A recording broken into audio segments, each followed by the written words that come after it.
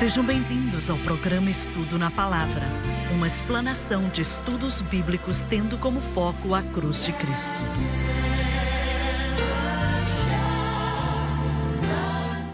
Bem-vindo hoje ao Estudo na Palavra. Eu sou o evangelista Jimmy Swaggart com Lauren Lawson, Dr. Don Paul Gray, John Rosenstern e Dave Smith. É um grande prazer estar com você para estudarmos a Palavra de Deus. Não há nada nesse mundo mais importante do que a Palavra de Deus. E quero repetir, porque é muito importante. A Bíblia é o mapa para a vida e como se viver. É o diagrama da eternidade. E não existe outro livro como esse no mundo, porque é a Palavra de Deus. Jesus disse: nem só de pão viverá o homem, mas de toda a palavra que sai da boca de Deus. Eu comecei a estudar a Bíblia quando tinha 8 anos de idade.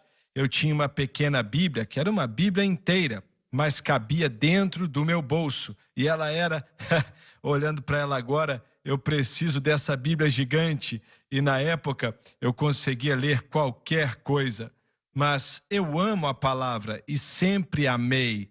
E quando o Senhor nos possibilitou lançar a Bíblia de Estudo do Expositor, eu fiquei maravilhado, porque a resposta que ela tem recebido no mundo é grandiosa.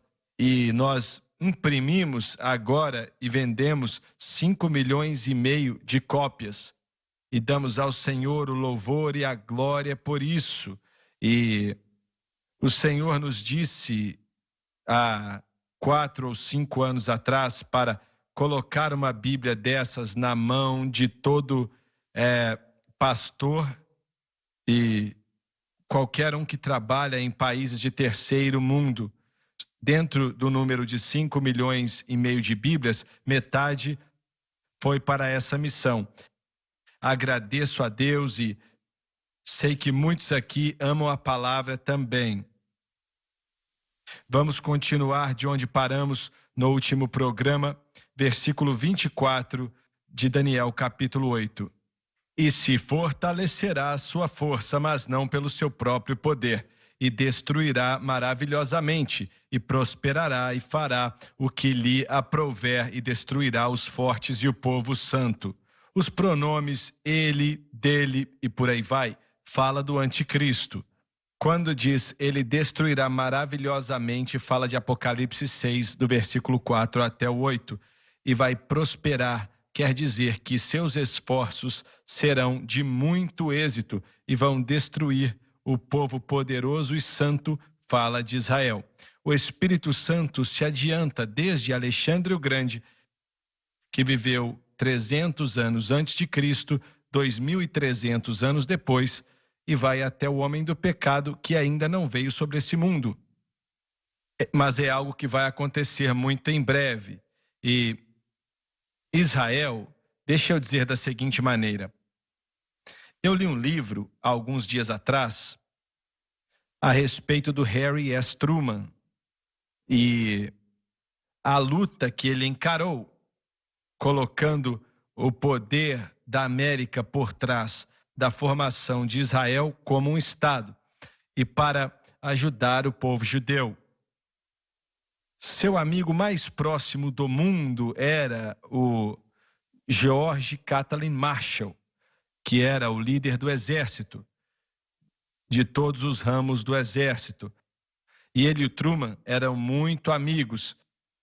Como eu disse, o amigo mais próximo do Truman, e assumo que o Truman era o melhor amigo do general Marshall. Mas acredito que o Marshall era antissemita. Sim. Você concorda, John? Sim. Ele foi instrumental, cooperando e trabalhando com um dos irmãos Dallas, que se tornou o secretário do Estado na administração de Eisenhower e era totalmente contra a formação de Israel como nação, se tornando uma nação. E criaram um programa chamado Alfa e Ômega, nomes interessantes, falando sobre o problema dos árabes contra os israelitas, mas os árabes tinham que entender que os israelitas vão oferecer terra por paz, como ouvimos hoje, terra por paz, e trouxeram o programa Alfa e Ômega, e depois trouxeram outros programas, mas para mim o Marshall era muito antissemita. E o FDR não era um fã de judeus também não, viu? Então os dois juntos, sim, mas ele não era tão contra quanto o Marshall, porque o Marshall e o Truman, eles tiveram até uma discussão verbal lá no escritório oval. E ele falou: Truman, você está fazendo isso para conseguir uns votos judeus, e etc, e etc. Mas, graças a Deus, o Senhor tocou a vida do Truman e ele fez o que era certo. Interferiu no lobby árabe que estava crescendo nos Estados Unidos naquela época. O Dr. Bart escreveu um livro chamado de Lobby Árabe, falando do lobby árabe que não era mencionado. Sempre falam do lobby de Israel, mas o lobby árabe sempre foi apoiado pela indústria de petróleo que estava crescendo cada vez mais enquanto discutiam petróleo no Oriente Médio, e os Estados Unidos estava ajudando também porque a necessidade de petróleo era muito grande. Então o relacionamento dos Estados Unidos com os árabes cresceu, especialmente durante a Segunda Guerra Mundial, criando esse fluir de óleo nos Estados Unidos para apoiar os esforços de guerra. Então estavam sempre tentando apaziguar os árabes e para fazer isso eram contra Israel. E os árabes não queriam ver Israel se tornar uma nação ou se tornar um povo no mundo. Ele era a favor disso. E o FDR, como você falou, creio que ele era mais ignorante, mas estava disposto a seguir esse caminho também. Verdade. Haviam vários barcos cheios de judeus e chegavam em Nova York, mas eles não deixavam eles descer ali. E a maioria deles foi para a América do Sul e não deixaram eles entrarem também, porque podiam ofender o Hitler. Exatamente por isso, podemos ofender o Hitler. A maioria acabou nas câmaras de gás e morreram em avião na França em 1939. O FDR, com outras nações do mundo, foram convidadas por Hitler e ele disse: vou te dar os judeus. E ninguém queria eles, ninguém queria recebê-los. Lá em Avion, na França, os judeus praticamente foram expulsos da Europa e vimos os papéis que foram assinados na Inglaterra e não puderam ser transferidos para os Estados Unidos. O meu pai foi uma entre 10 mil pessoas que puderam entrar aqui nos Estados Unidos vindos da Inglaterra. Só permitiam isso. Você falou 10 mil, é esse número mesmo? Sim, e meu pai estava naquele grupo, pela graça de Deus. Então haviam grandes limitações para judeus que vinham para nações. Por quê? E ele também recebeu um patrocínio do meu tio, que era um médico lá em Chicago. Foi por isso que ele conseguiu vir. Nós sabemos o porquê, mas vamos perguntar assim mesmo. Por que essa animosidade para com o povo judeu? Porque foi que é como na Segunda Guerra Mundial, o mundo árabe, juntamente com Hitler, tentou matar todo judeu possível. O Al-Jamin Hussein e o Al-Sena Banna estavam ali para ajudar o Hitler com a solução final, para que os judeus fossem exterminados. E quando o presidente Trump tirou a embaixada de Tel Aviv e colocou em Jerusalém, muitos perguntaram: por que você está fazendo isso, não é? E por que existe essa animosidade? O judeu é o ventre do Messias. E não tenho a menor dúvida, como concordamos, que Satanás sempre quis destruir aquilo que trouxe Jesus Cristo. E enquanto Deus os separou, ele vai trazê-los de volta para dentro depois. Quando as torres foram destruídas, com aviões destruindo elas há 10 anos atrás, algo assim, se eu conseguir lembrar, o Benjamin Netanyahu estava aqui nos Estados Unidos na época. Entrevistaram ele e perguntaram: por que eles fazem isso? Qual é o propósito? Bem, quando o assunto é o ódio dos judeus, uma discussão que já tem 4.000 anos, mas quando falamos de cristãos é por causa de Jesus. Por isso o ódio, por causa de Jesus. Querem que Maomé seja maior e mais forte do que ele, e claro, isso não vai acontecer. E depois dessa época nós vemos que houve um ódio maior pelos cristãos nesse país do que pelos muçulmanos. Imagina só, é verdade. É meio até difícil de pensar nisso, não é? Olha, mais de 2.000 pessoas morreram, 3.000, naquela torre que caiu lá em Nova York. Mas até mesmo hoje, existe uma animosidade maior em direção de Cristo do que de Maomé. Bem, existe um ódio enraizado dentro de todo homem contra tudo que é a favor de Deus. E não queremos admitir isso. É verdade. A semente da mulher e a semente da serpente. Jesus disse, vocês me odeiam porque vocês são do diabo, seu pai. Existem poderes das trevas que odeiam tudo a respeito de Deus. O homem está em uma inimizade com Deus. Então, o plano de redenção de Deus, que é exibido em Jesus Cristo, através da nação judaica, dos judeus, sendo oferecido como solução para o pecado, vai ser odiado. Ninguém vai gostar. E é um ódio que não faz sentido. É um ódio que não tem razão de existir, mas está enraizado no coração ruim do homem, que não quer aceitar a necessidade de ser salvo e se rebela contra a redenção. Resumindo bem, é isso. Então, qualquer animosidade que exista contra cristãos ou Cristo ou aqueles que representam a Ele, é apenas isso, uma rebelião do homem caído contra o plano de redenção de Deus. Exatamente. Vamos para o intervalo. Voltamos já e quero te encorajar. Por favor, convide outros para participar aqui do estudo. Amaríamos tê-los conosco, os abençoaria e te abençoaria também. Faça isso se você puder, como alguns já fazem e estamos muito agradecidos. Nós te amamos, voltamos já, então não saia daí.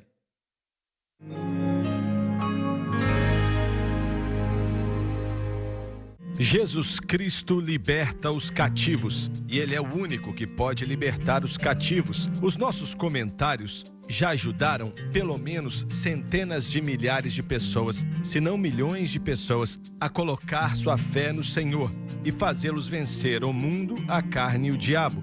Toda a escritura na Bíblia é explicada aqui. E você precisa aproveitar a oportunidade de pedir o seu, pois está sendo vendido pela metade do preço. Geralmente custam $40, mas o preço está pela metade. Peça o que você quiser, de Gênesis até Apocalipse. Eu sou Jimmy Swaggart e estou esperando a sua ligação. Aproveite esta oferta, ligue ou acesse o site shopjsm.org.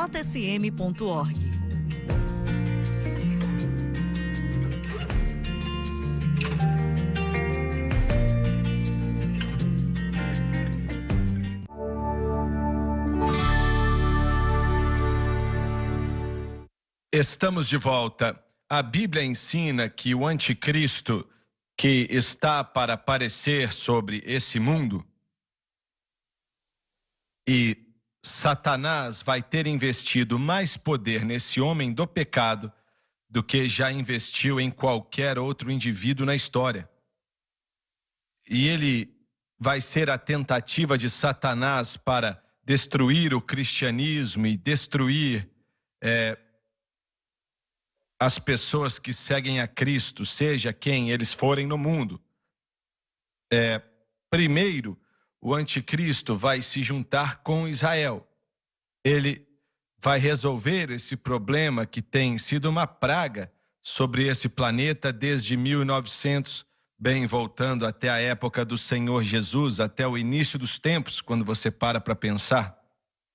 E ele vai tornar possível que os judeus reconstruam o templo deles. E ele vai ser considerado como homem de sabedoria pelo mundo inteiro. Ele vai ser louvado e adorado em todo canal de televisão, todo rádio, todo jornal e revista, porque ele fez o que os homens mais brilhantes do mundo não conseguiram, que é trazer paz entre os judeus e os árabes, resolvendo esse problema. E Israel vai dizer para o mundo: esse é o nosso Messias. Falamos para vocês que esse Jesus Cristo não era o Messias, mas era um impostor. Esse é o Messias e o mundo vai televisionar, vai mostrar e vai louvá-lo, falando que ele trouxe paz para o nosso tempo. E Paulo disse que quando eles disserem paz e segurança, uma dor virá sobre eles, como vem sobre uma mulher que está dando à luz. E então Satanás vai se levantar e o anticristo vai mostrar quem realmente é. Eles vão atacar e vão invadir Israel militarmente e pela primeira vez eles serão derrotados desde que se tornaram uma nação em 1948. Então ela vai ver que agiu como um tolo e vai ver o que ele fez, que não sabe, mas vai destruir Israel como povo. Porque aquilo que Amã, Herodes e Hitler tentaram fazer e não conseguiram, mas agora vai parecer que o anticristo vai conseguir. E o próximo versículo diz isso. Vai parecer que ele vai vencer e vai acabar na batalha do Armagedon, o conflito mais sério que o mundo já conheceu. Isso vai acontecer por muitas razões. O anticristo vai dominar o mundo debaixo de Satanás e vai quase conseguir. Mas o propósito principal é acabar com os judeus da face da terra. Acabar com todos eles, matar a todos. E ele vai ter a ajuda da maioria do mundo para fazer isso. Pois, como discutimos há alguns instantes atrás, esse ódio existe e continua ali. Eles nem sabem porquê, mas ainda está ali. E parece que ele vai vencer.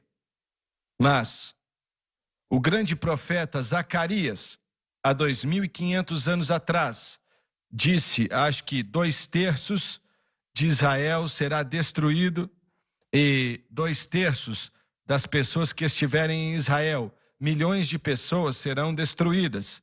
E vai parecer que ele vai vencer. E o mundo não vai se importar. A maioria do mundo vai se juntar com ele para ajudá-lo. E você pode perguntar, o que a América vai fazer? Não posso responder essa pergunta, não sei. Mas nos últimos anos tenho visto a América ser rebaixada de maneira que nunca pensei que aconteceria nesse país. Mas já aconteceu, está acontecendo agora. Então, eu não sei, oro para que a América tente ajudar Israel. Mas vamos ver o que vai acontecer. E ele vai então tentar destruir totalmente esse povo. E esse ódio que existe ali para ganhar aplausos do mundo, e eles vão aplaudi-lo. E ele conseguiria, vai chegar muito perto do sucesso. Vai parecer que ele vai conseguir fazer o que ele disse que faria. Mas, se não fosse pela segunda vinda do Senhor, sim, o evento mais poderoso que o mundo já conheceu, mais do que qualquer outra coisa, a volta de Jesus. A primeira vez ele veio como cordeiro. Eis o Cordeiro de Deus que tira o pecado do mundo. E ele vai voltar uma segunda vez, sem pecado, para a salvação, como Rei dos Reis e Senhor dos Senhores, o campeão do universo. Glória a Deus! E ele vai voltar com poder e força. Poder e força. Ele não exibiu isso a não ser quando curou pessoas em sua primeira vinda. Mas em sua segunda vinda, o anticristo, ele vai ser morto imediatamente. Seu exército será destruído e o mundo vai saber quem Jesus Cristo é. E não vão ter que perguntar, será que é esse aqui? Vai ser muito óbvio em relação a quem ele é, e ele é o Salvador. É verdade. Eu estou pensando aqui, e falamos da volta do Senhor, da obra do anticristo e até a obra de Satanás. Satanás realmente tem que pensar que Deus é pequeno. Ele realmente tem que pensar que Deus é pequeno. Tudo bem, então explica isso para mim, porque Satanás, de todos os seres angelicais, sabe quem Deus é e conhece o seu poder. Ainda assim, o rei do engano também é enganado. Isso aí. E ele sabe aquilo que Jesus fez na cruz do Calvário. Ele entende o que aconteceu no Calvário. Ele sabe o que o Calvário fez. Em Colossenses 2, 14 e 15, vemos que Jesus triunfou sobre os poderes das trevas, expondo eles abertamente. Ele sabe que Cristo está para voltar, mas por alguma razão, como o resto do mundo, eles rejeitam a Deus e rejeitam a Cristo. Ele está cego e acha que pode vencer a guerra. Ele acha que vai chegar uma hora, quando acho que o sucesso vai acabar com seu fracasso e fazer com que ele consiga destruir todos os judeus. Mas ele já leu o livro.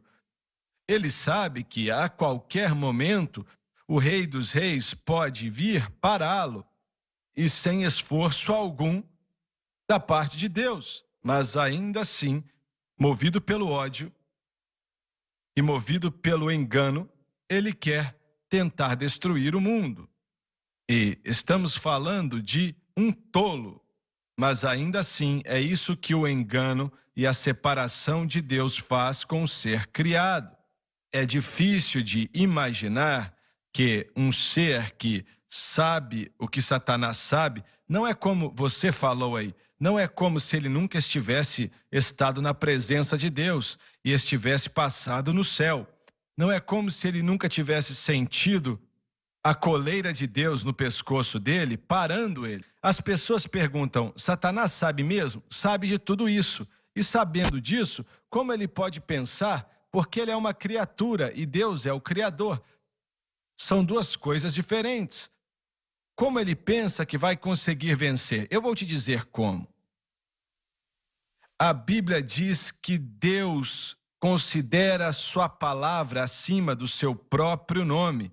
A palavra de Deus é sacrossanta e Satanás sabe que se puder fazer com que um ponto, uma vírgula na palavra de Deus ou qualquer coisa na palavra de Deus que não se cumpra, ele ganhou. Teve sucesso e derrotou a Deus, porque a palavra de Deus está constantemente ali para cumprir o que ele determinou. Então, se ele puder fazer com que a palavra não se cumpra, e a maior palavra na palavra de Deus, a palavra mais explanada na palavra de Deus é a restauração de Israel. Isso aí. Isso foi previsto, foi prometido entre os profetas até no Novo Testamento. Tiago disse, quando o Senhor voltar e reconstruir o seu reino, e ele vai voltar, se ele puder vencer os judeus e destruí-los, por isso existe essa animosidade. Então ele venceu. A palavra de Deus não se cumpriu e Satanás agora é o rei do universo. Ele vai tentar fazer isso de duas formas, de maneira militar, como foi com Adolf Hitler e o anticristo, e a outra maneira é através da ciência. Qual é a outra maneira? Pela ciência. Jeremias 31, 37 diz, assim disse o Senhor, se puderem ser medidos os céus para cima e sondados os fundamentos da terra para baixo, também eu rejeitarei toda a semente de Israel, por tudo quanto fizeram, diz o Senhor. Deus está dizendo, se você puder me dizer como isso foi criado, se você puder me dar as medidas, por isso creio que vemos no capítulo 2 como o anticristo, ou devo dizer, depois veremos no próximo capítulo, falando do anticristo que diz que muda os tempos e as estações, o Senhor disse que ele faz isso no capítulo 2 de Daniel. Satanás vai tentar mudar as coisas para fazer parecer que aquilo que Deus falou em relação a esse mundo não está acontecendo. E chego a dizer que toda essa loucura de mudança de tempo ou de aquecimento global é uma porcaria.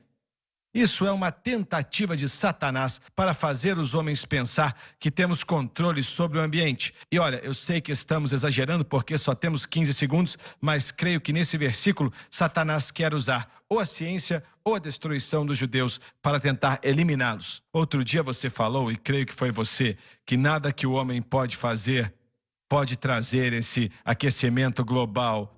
Deus pode fazer, mas o homem não. O homem não pode fazer isso. Não perca o próximo programa.